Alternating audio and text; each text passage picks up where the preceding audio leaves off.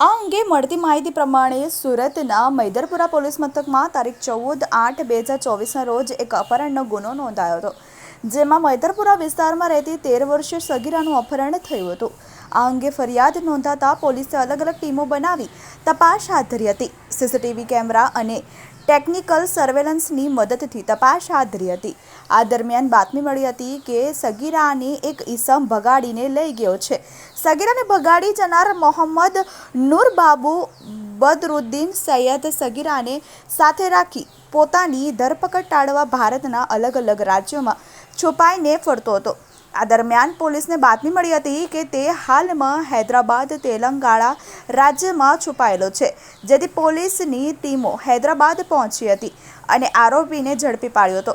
પકડાયેલ આરોપીઓના ચુંગાલમાંથી 13 વર્ષીય કિશોરીને છોડાવી હતી।